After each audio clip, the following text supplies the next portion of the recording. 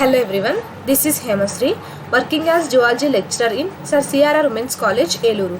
Now I am going to describe about the topic Social Life in Bees and Termites in Unit 4, paper title Animal Diversity, Biology of Non-Chordates. So let's start the topic. Numerous members of the same species live together and cooperate with each other in an organized way to form societies and colonies. This is called social life. So number of same species అన్నీ కలిసి ఒకదానికొకటి cooperate చేసుకుంటూ అంటే help చేసుకుంటూ అన్నీ ఆర్గనైజ్డ్గా ఒక సొసైటీని కాలనీస్ని form చేస్తే దాన్ని సోషల్ లైఫ్ అంటారు. So social life is well developed in insects exhibiting social life. So ఈ సోషల్ లైఫ్ అనేది ఇన్సెక్ట్స్లో బాగా డెవలప్ అయిందనమాట. సో ఈ ఇన్సెక్ట్స్ అనేవి సోషల్ లైఫ్ని ఎక్కువగా ఎగ్జిబిట్ చేస్తూ ఉంటాయి. Social life is exhibited by the following insects: bees, Apis indica, Apis dorsata, Apis mellifera, etc.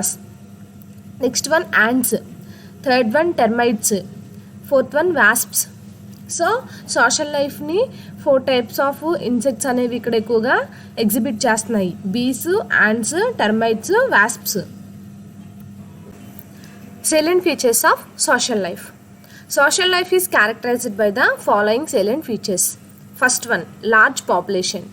Social life is characterized by large population. So social life lo enti main important feature, so characteristic feature large population. So ekku population anedi oke chota kalisi untayi annamata. Each colony is formed of thousands of individuals. So thousands of individuals anni kalisi oka colony ni form chestayi.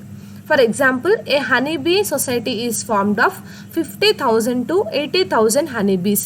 So honeybee society ala form avutundi 50,000 నుంచి 80,000 honeybees అన్ని కలిపి ఒక సొసైటీని form చేస్తాయి అన్నమాట. In red ants, the population contains about 5 lakh individuals. So red ants, ఎర్రచెమలు తెలుసు కదా మనకి, అందరూ జనరల్గా మనం చూస్తూ ఉంటాం ఎర్రచెమలు. సో వీటిలో ఏంటంటే 5 lakh ఇండివిజువల్స్ అన్నీ కలిసి ఒక సొసైటీని క్రియేట్ చేసుకుంటాయి అన్నమాట. Second one, cooperation. The members of the colony cooperate with each other for food, shelter, protection, etc. So కాలనీలో ఉన్న మెంబర్స్ అన్నీ కలిసి ఒకదానికొకటి హెల్ప్ చేసుకుంటూ ఉంటాయన్నమాట. ఫుడ్ కోసము, షెల్టర్ కోసం, ప్రొటెక్షన్ కోసము. సో వాటి అవసరాల కోసం అవి ఒకదానికొకటి హెల్ప్ చేసుకుంటూ కోఆపరేట్ చేసుకుంటూ ఉంటాయి. Next, polymorphism. The phenomenon of the existence of several morphological forms in a species is called polymorphism. So polymorphism అంటే ఏంటి? ఒకే రకమైన స్పీషీస్లో మార్ఫలాజికల్ చేంజ్ అంటే బాడీ ఎక్స్టర్నల్ ఫీచర్స్ అన్నీ డిఫరెంట్గా ఉండి ఒక్కొక్క అంటే ఒక్కొక్క ఆర్గానిజము ఒక్కొక్క టైప్ ఆఫ్ ఫంక్షన్ని ఎగ్జిబిట్ చేస్తుంది అనమాట. సో వాటి ఎగ్జిస్టెన్స్ కోసము మార్ఫలాజికల్ ఫీచర్స్ డిఫరెంట్గా ఉన్న స్పీషీస్ అన్ని డిఫరెంట్ ఫంక్షన్ని ఎగ్జిబిట్ చేస్తాయి. సో దాన్ని ఏమంటారు? పాలిమార్ఫిజం అంటారు. సో ఆల్రెడీ మనం చెప్పుకున్నాం కదా సీలెంట్రేటాలో పాలిమార్ఫిజంని. సో గోనోజోయిడ్స్, గ్యాస్ట్రోజోయిడ్స్ ఒక కాలనీలో ఒక్కొక్క దానికి ఒక్కొక్క డిఫరెంట్ టైప్ ఆఫ్ స్ట్రక్చర్ ఉంటుంది. సో అలాగే డిఫరెంట్ టైప్ ఆఫ్ ఫంక్షన్ కూడా ఉంటుంది. సో ఆ ప్రాసెస్నే మనం పాలిమార్ఫిజం అన్నాం. In honeybees there are 3 types of bees, namely queen, drones and workers. So ఇక్కడ హనీ బీస్లో అయితే 3 types of bees అనేవి ఉంటాయన్నమాట. సో వాటి మార్ఫలాజికల్ స్ట్రక్చర్లో డిఫరెన్స్ ఉంటుంది, అవి చేసే ఫంక్షన్ కూడా డిఫరెంట్గా ఉంటుంది. సో ఏంటి 3 types of bees? Queens, drones, workers అనమాట. So they are morphologically different. So ఈ 3 రకాల బీస్ కూడా మార్ఫలాజికల్ స్ట్రక్చర్ డిఫరెంట్గా ఉంటుందన్నమాట వీటిలో. Next, caste system. In an insect colony, there are 3 or 4 types of insects doing different functions. So insect కాలనీలో ఏంటి 3 నుంచి 4 రకాలైన ఇన్సెక్ట్స్ డిఫరెంట్ టైప్ ఆఫ్ ఫంక్షన్స్ని చేస్తాయి. అంటే మార్ఫలాజికల్ చేంజెస్ని ఎగ్జిబిట్ చేస్తూ డిఫరెంట్ టైప్ ఆఫ్ ఫంక్షన్స్ని ఎగ్జిబిట్ చేస్తాయని చెప్పుకున్నాం కదా. సో అదనమాట ఇన్సెక్ట్ కాలనీలో 3 నుంచి 4 టైప్ ఆఫ్ ఇన్సెక్ట్లు different type of function exhibit చేస్తూ ఉంటాయి. సో ఈ ఫినామినన్ ఏమంటారు? క్యాస్ట్ సిస్టమ్ అంటారు. This phenomenon is called caste system and each type is called a caste. అంటే ఒక్కొక్క టైప్ని ఒక్కొక్క క్యాస్ట్ అంటారు అనమాట. Honeybee colony has 3 castes, namely queen, drones and workers. So honeybee కాలనీలో ఎన్ని క్యాస్ట్లు ఉన్నాయి? 3 castes ఉన్నాయి. సో ఏమంటారు వాటిని? Queen, drones and workers. The ant society has 4 types of caste, namely Giants అంటే క్వీన్స్, ఎయిన్స్ అంటే Kings, workers and soldiers. So ant సొసైటీలో ఎన్ని టైప్స్ ఆఫ్ కేస్ట్లు ఉన్నాయి? 4 types ఆఫ్ కేస్ట్లోనే ఉన్నాయి. సో ఏంటవి? గైన్స్, క్వీన్స్, ఎయిన్స్, కింగ్స్, వర్కర్స్, సోల్జర్స్ అనమాట. In termites there are 6 types of caste, namely. So టర్మైట్స్లో ఏంటి 6 types ఆఫ్ కేస్ట్లు అనేవి ఉన్నాయన్నమాట. సో ఫస్ట్ది మ్యాక్రోప్టెరస్ ఫార్మ్స్ అంటే ట్రూ కింగ్స్ అండ్ క్వీన్స్ అనమాట. Second one brachypterous forms, substitute kings and queens. Substitute kings and queens అంటే కింగ్ కానీ క్వీన్ కానీ అవైలబుల్గా లేకపోతే ఆ కాలనీలో సో మిగతావి అంటే క్వీన్ కింగ్ క్వాలిటీస్ ఉన్న వేరే బీస్ కింగ్ లాగా క్వీన్ లాగా యాక్ట్ చేస్తూ ఉంటాయి అనమాట. సో వాటిని సబ్స్టిట్యూట్ కింగ్స్ అండ్ క్వీన్స్ అంటారు. Apterous forms workers like substitute kings and queens అంటే సబ్స్టిట్యూట్ కింగ్స్ క్వీన్స్ క్వాలిటీస్ ఏవైతే ఉన్నాయో అవి వర్కర్స్ అనమాట. సో వాటిని ఏమంటారు? యాప్టరస్ ఫార్మ్స్ అంటారు. సో ఈ యాప్టరస్ ఫార్మ్స్ ఈ వర్కర్ ఇన్సెక్ట్స్ ఏం చేస్తాయి? కింగ్ అవైలబుల్గా లేనప్పుడు కింగ్ లాగా, క్వీన్ అవైలబుల్గా లేకపోతే క్వీన్ లాగా యాక్ట్ చేస్తూ ఉంటాయి అనమాట. So next workers, 5th one soldiers, 6th one nasutes. So కనిపిస్తుంది కదా టెర్మైట్స్లో caste system. So queen insect, king insect, వాటి మార్ఫలాజికల్ స్ట్రక్చర్ అనేది డిఫరెంట్గా ఉంటుందని చెప్పుకున్నాం కదా. సో ఇది ఒకే సొసైటీలో ఉన్న వాటి మార్ఫలాజికల్ స్ట్రక్చర్ డిఫరెంట్గా ఉంది కదా ఇక్కడ. సో టెర్మైట్స్లో వర్కర్స్, నాస్ట్ అనమాట. సో ఇలా డిఫరెంట్ టైప్ ఆఫ్ మార్ఫలాజికల్ స్ట్రక్చర్ని ఎగ్జిబిట్ చేస్తూ ఉంటాయి. Next division of labour. In social life, each caste is doing a specific function. This phenomenon is called division of labor. So, social లైఫ్లో ఏంటి ప్రతి caste కూడా different type of ఫంక్షన్ని specific ఫంక్షన్ని చేస్తూ ఉంటాయి. సో ఆ ఫినామినాన్నే డివిజన్ ఆఫ్ లేబర్ అంటారు. The following are the works of the different castes in social insects. So ఏ టైప్ ఆఫ్ ఇన్సెక్ట్స్ అంటే ఏ టైప్ ఆఫ్ క్యాస్ట్లు ఏ టైప్ ఆఫ్ స్పెసిఫిక్ ఫంక్షన్ని చేస్తున్నాయి అని ఇప్పుడు చూద్దాం. First one queens. The fertile female of the bee colony is queen. The main function of the queen is to lay eggs. So fertile female bee కాలనీలో fertile female ఏదైతే ఉంటుందో అది queen అనమాట. సో ఆ క్వీన్ మెయిన్ ఫంక్షన్ ఏంటి? ఎగ్స్ని lay చేయడం. Hence she is called the veritable egg laying machine. All the members of a colony are her own daughters and sons. So అందుకనే దాన్ని ఏమంటారు? ఆ క్వీన్ని ఎగ్ లేయింగ్ మెషిన్ అంటారనమాట. సో ఆ కాలనీలో ఉన్న అన్ని మెంబర్స్ కూడా ఆ క్వీన్ యొక్క daughters, sons, own daughters, sons అనమాట. The queen can live for 15 or more years. The bee colony has only 1 queen. So ఈ క్వీన్ అనేది 15 నుంచి ఇంకా అంతకన్నా ఎక్కువ సంవత్సరాలే బతుకుతుంది అనమాట. సో బీ కాలనీలో, హనీ బీ కాలనీలో ఏంటంటే ఒకే ఒక క్వీన్ బీ అనేది ఉంటుంది. But there are many queens in ants and termites. కానీ యాంట్ కాలనీలోను టర్మైట్ కాలనీలోను నెంబర్ ఆఫ్ క్వీన్స్ అనేవి ప్రజెంట్ అయి ఉంటాయి అన్నమాట. Next drones. These are fertile males. Their main function is to mate with the queens and fertilise the eggs. So drones అంటే ఏంటి? Fertile males అనమాట. సో వాటి ఫంక్షన్ ఏంటంటే ఫీమేల్తో అంటే క్వీన్తో మేట్ చేసుకోవడము, ఎగ్స్ని ఫెర్టిలైజ్ చేయటం అనమాట. Next third one workers. These are sterile females. So ఈ వర్కర్స్ అనేవి స్టెరైల్ ఫీమేల్స్ అనమాట. They live only for a few weeks. So ఈ వర్కర్స్ అనేవి, ఈ స్టెరైల్ ఫీమేల్స్ అనేవి కొన్ని వారాల పాటు మాత్రమే బతుకుతాయి అనమాట. They do all the functions of the colony. So కాలనీలో చాలా ఫంక్షన్స్ అవి ఎగ్జిబిట్ చేస్తాయి అనమాట. సో వాటి ఫంక్షన్ ఏంటంటే they collect nectar, store honey, feed young ones and queens, build new combs, repair old combs, clean the comb, ventilate the comb by fanning wings and protect the colony.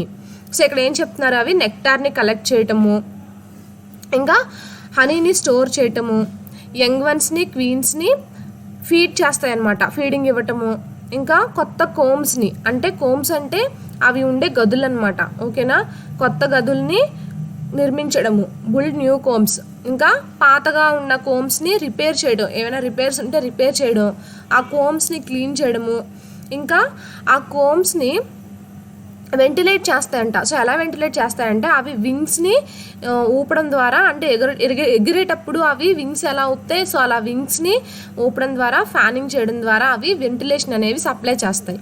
అంతేకాకుండా ఆ కాలనీని protect చేస్తాయి అన్నమాట ఈ workers అనేవి. Next macropterous forms.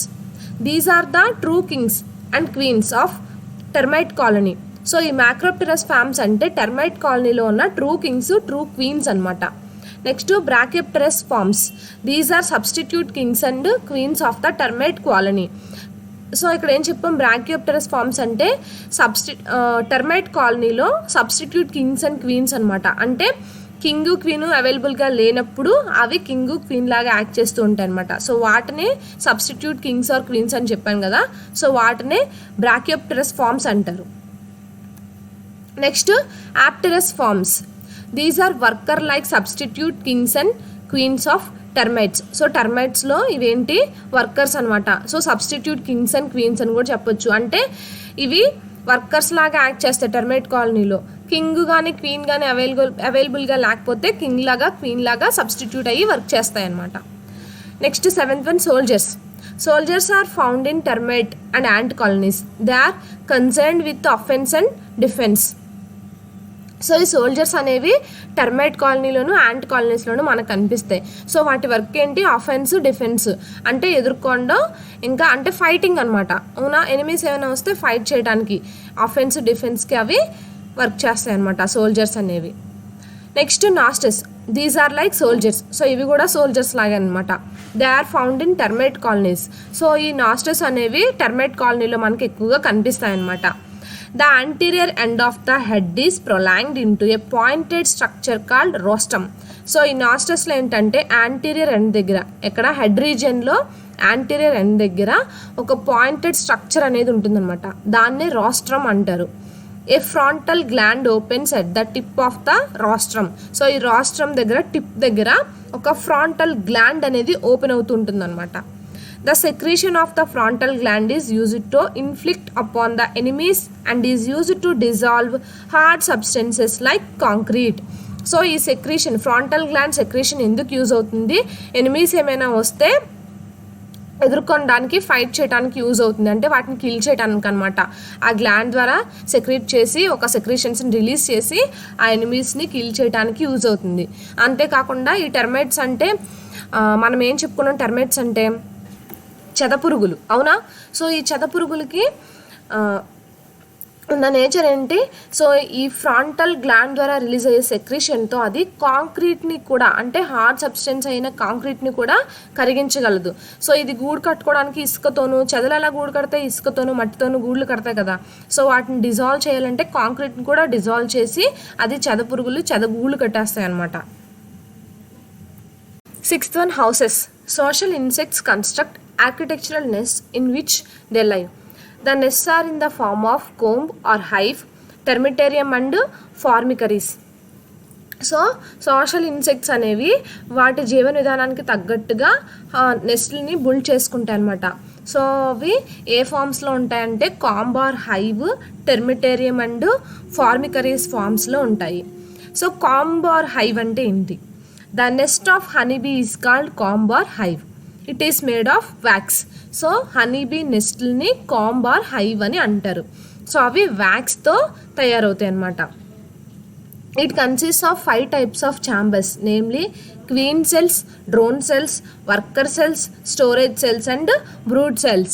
So ఈ chamber ఈ కోంబు hive అనేది 5 chambers కలిగి ఉంటుందన్నమాట. సో ఏంటవి, queen cells, drone cells, worker cells, storage cells, brood cells. There are 1 or 2 queen cells in a comb. So ఈ కోంబ్లో 1 లేదా 2 క్వీన్ సెల్స్ అనేవి ప్రెసెంట్ అయి ఉంటాయి. They are cylindrical and vase shaped. So అవి సిలిండ్రికల్ షేప్లో ఉంటాయి. ఇంకా వేజ్ షేప్ అంటే ఫ్లవర్ వేజ్ ఉంటుంది కదా మనకి. సో ఫ్లవర్ వేజ్ అందరికీ తెలుసు కదా. సో ఆ షేప్లో ఉంటుంది అనమాట సిలిండ్రికల్గా. The queen lives inside the queen cells. So queen సెల్స్లో ఈ క్వీన్ అనేది ఉంటుందన్నమాట. There are about 200 drone cells in a comb. So కోంబ్లో 200 డ్రోన్ సెల్స్ అనేవి ప్రెసెంట్ అయి ఉంటాయి. They are hexagonal in shape. So అవి హెక్సాగోనల్ షేప్లో ఉంటాయి. The drones live in the drone cells. So ఈ డ్రోన్స్ అన్నీ కూడా డ్రోన్ సెల్స్లో ఉంటాయి అన్నమాట. Worker cells are hexagonal in shape. The worker cells are reared in the worker cells. So worker cells అన్నీ కూడా హెగ్జాగోనల్ షేప్లో ఉంటాయి. ఈ వర్కర్ బీస్ అన్నీ కూడా వర్కర్ సెల్స్లో ఉంటాయి. Storage cells are filled with honey and pollen. So storage సెల్స్లో హనీతో పోలెన్తో ఫిల్ అయి ఉంటాయి అన్నమాట. అవి they are hexagonal in shape. ఈ స్టోరేజ్ సెల్స్ కూడా హెగ్జాగోనల్ షేప్లోనే ఉంటాయి. Brood cells contain the larval stages of honey bee. So ఈ బ్రోడ్ సెల్స్ అన్నీ కూడా honey bee larval stages present అయి ఉంటాయి అన్నమాట ఈ బ్రోడ్ సెల్స్లో. Next second one termitarium. The nest of the termite is called టెర్మిటేరియం. So టెర్మిటీ నెస్ట్లని ఏమంటారు అంటే చెదపురుగు నెస్ట్లని టెర్మిటేరియం అంటారు. It consist of a number of under ground tunnels and chambers and A mound on the surface of the earth. So అవి under ground టన్నెల్స్లో present అయి ఉంటాయి అన్నమాట. అంతేకాకుండా chambers అనేవి దాంట్లో ప్రజెంట్ అయి ఉంటాయి. సో ఇంకా అవి ఎర్త్ సర్ఫేస్ మీద మౌండ్స్ లాగా కూడా ప్రజెంట్ అయి ఉంటాయి. అంటే పుట్టలు ఉంటాయి కదా చెదపుట్టలు, సో వాటిని మౌండ్స్ అంటారనమాట. Certain termitaria are huge and reach a height of 25 feet.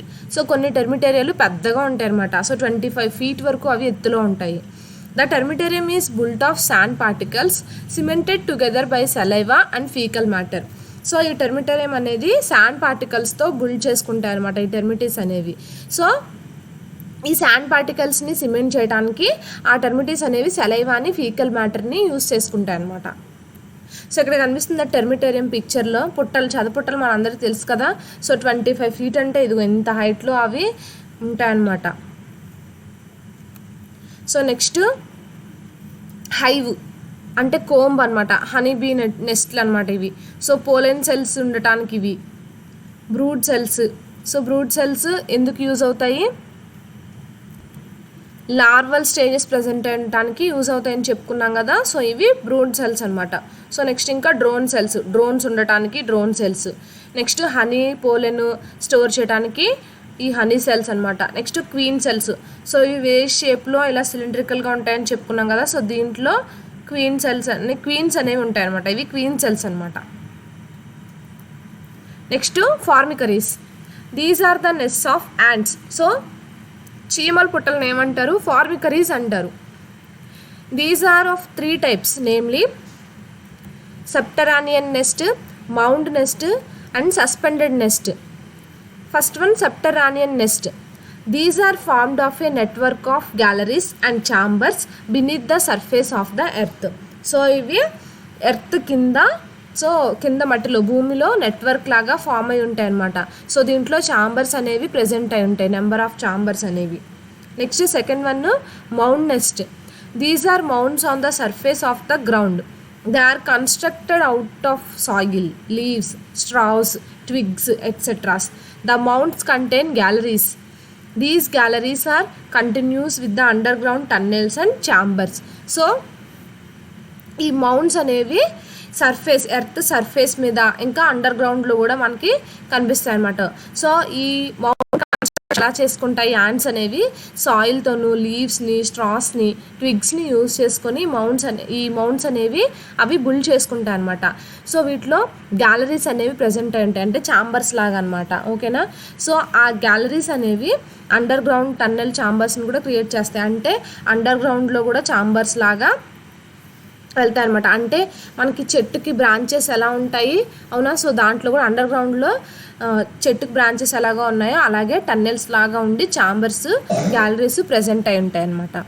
Next suspended nest. These nest are hanging from the branches of trees. They are made of leaves glued together by saliva or silk. So ఈ suspended nest అనేవి ఎక్కడ ఉంటాయంటే tree branches ఉంటాయి కదా, చెట్టు branches, so అక్కడ hang అయి ఉంటాయి అనమాట. సో అవి ఎలా మేడ్ అవుతాయంటే లీవ్స్ అన్నీ కలిసిపోయి ఒక గూడులాగా తయారవుతాయి అనమాట. సో మనం చాలా చెట్లు చూడొచ్చు అనమాట.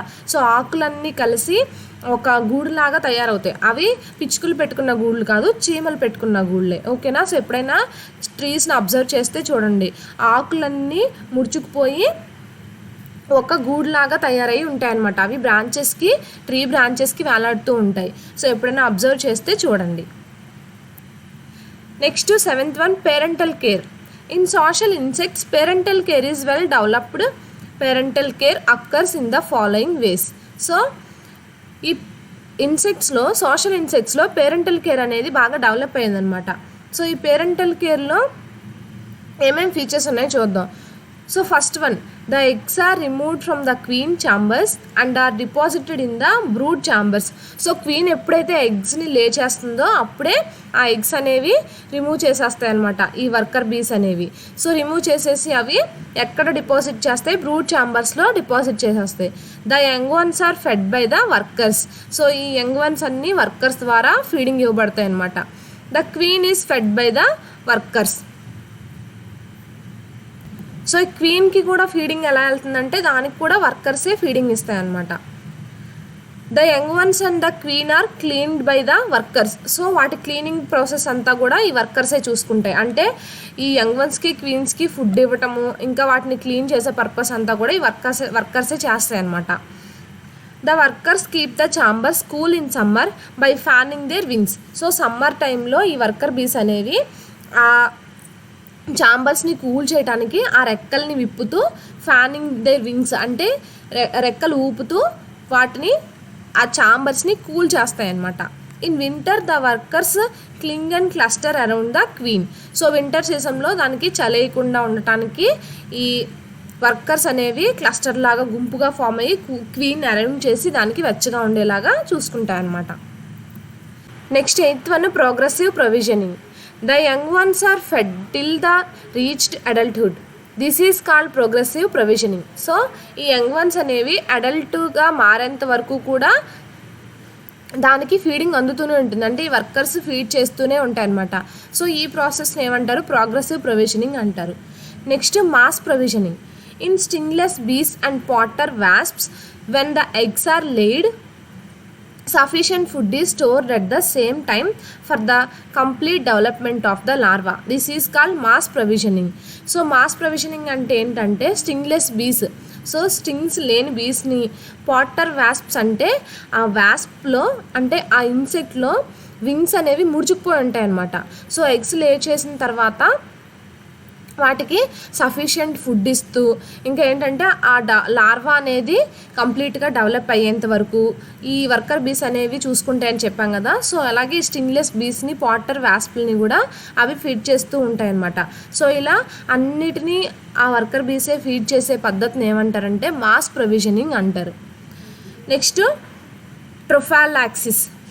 The mutual exchange of food between insects is called trophallaxis. ants feed one another from mouth to mouth. So mutual exchange అంటే ఫుడ్ని ఈ ఇన్సెక్ట్స్లో ఒకదానికొకటి ఎక్స్చేంజ్ చేసుకుంటే ఉండే ప్రాసెస్ని ట్రోఫాలాక్సిస్ అంటారు. సో యాంట్స్ ఒకదానికొకటి ఫుడ్ ఎక్స్చేంజ్ ఎలా చేసుకుంటాయంటే మౌత్ టు మౌత్ అనేవి ఎక్స్చేంజ్ చేసుకుంటూ ఉంటాయి. Next swarming. The mass flight of insects in air is called swarming or nuptial flight. This occurs for two purposes, namely mating and dispersal of colonies. So ఎక్కువ insects అన్నీ కలిపి ఒకేసారి ఎయిర్లో ఎగరటాన్ని స్వార్మింగ్ లేదంటే నాప్టియల్ flight అంటారు. So ఈ స్వార్మింగ్ అనే ప్రాసెస్ 2 పర్పస్ల కోసం జరుగుతుంది. అంటే ఎక్కువ ఇన్సెక్ట్స్ అన్నీ కలిసి ఎయిర్లో ఒకసారిగా ఎందుకు ఎగురుతాయంటే మేటింగ్ పర్పస్ కోసమైనా, లేదంటే కాలనీ నుంచి డిస్పర్స్ అయిపోయేటప్పుడు కానీ ఈ స్వామింగ్ పద్ధతిని అవి యూజ్ చేస్తాయి అన్నమాట. So next 12th one, development of new colonies. Formation of new colony in bees. In the case of honey bee, when the colony is overpopulated, the queen leaves the hive accompanied by some drones. So కొత్త కాలనీస్ ఎలా form అవుతాయంటే బీస్లో, ఒకవేళ ఆ honeybee కాలనీలో population అనేది ఎక్కువైపోతే కనుక ఆ క్వీన్ బీ అనేది ఆ హైవ్ అంటే కోంబు ఆ కాలనీ నుంచి వెళ్ళిపోతుంది అనమాట, ఆ కాలనీని వదిలేసి. సో కొన్ని డ్రోన్స్ని కూడా తనతో పాటు తీసుకెళ్ళిపోతుంది. They swarm and mate in the air. So అవి ఎయిర్లో ఎగిరేటప్పుడే మేటింగ్ ప్రాసెస్ అనేది జరుగుతుంది. They select a suitable place and start a new colony. So ఒక సూటబుల్ ప్లేస్ని సెలెక్ట్ చేసుకున్న తర్వాత అక్కడ ఒక కొత్త కాలనీని అవి ప్రొడ్యూస్ చేసుకుంటాయి అన్నమాట. In the old colony a new queen is develops. So ఇక్కడ ఓల్డ్ కాలనీ ఉంది కదా, ఆ ఓల్డ్ కాలనీలో ఒక కొత్త క్వీన్ అనేది డెవలప్ అవుతుంది అనమాట. Formation of new colony in termites. So టెర్మిటీస్లో న్యూ కాలనీ ఎలా డెవలప్ అవుతుంది? In the case of termites new colony is formed during rainy season. So టెర్మైట్స్లో కొత్త కాలనీ ఎప్పుడు ఫామ్ అవుతాయి అంటే రెయినీ సీజన్లో ఎక్కువగా ఫామ్ అవుతాయి. Macropterous forms swarm out. So macropterous అంటే ఏం చెప్పుకున్నాం? True king or true queen అని చెప్పుకున్నాం కదా.